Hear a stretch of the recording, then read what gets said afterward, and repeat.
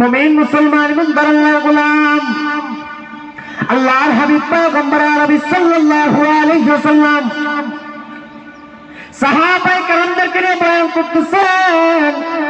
আমার আনেওয়ালা উম্মতদের মাঝে বিতরণ করে দিবে।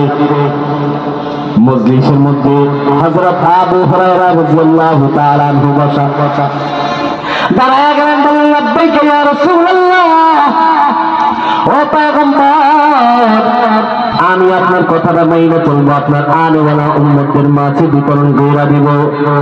আবু হুরায়রা বলে আল্লাহর রাসূল আমাকে কাছে ডাকলেন, আল্লাহর রাসূল আমাকে হাত দিয়ে ধরলেন, আড্ডা খমসির একটা কোরআন বললেন, ডাক দিয়ে আমাকে বলতেছে আবু হুরায়রা নারে তাকবীর।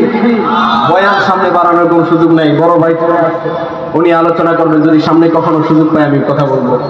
এখন আপনাদের সামনে যিনি আলোচনা করবেন বাংলাদেশের উজ্জ্বল নক্ষত্র, ওনার নাম শুনলে আমরা অনেক আগ থেকে মানে প্রিপারেশন নিয়ে আজকে মাহফিলে আসবো।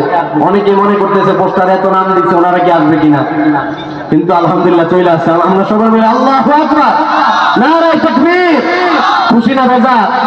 এই জন্য যারা এখনো রাস্তায় হাটে আছেন যে মাহফুজুর রহমান জাবের সাহেব হয়তো রাত্রে আসবে, এই দ্বিধাদ্বন্দ্বের মধ্যে যারা আছেন, হুজুর অলরেডি স্টেজে আছেন, এখনই বয়ান করবে।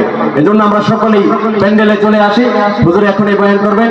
এখন আপনাদের সামনে কোরআন সুন্নাহর আলোকে গুরুত্বপূর্ণ নসিহত পেশ করবেন তারুণ্যের অহংকার জনাব হযরত মাওলানা মুফতি মাহফুজুর রহমান জাবের দামাত বরকাতুহু।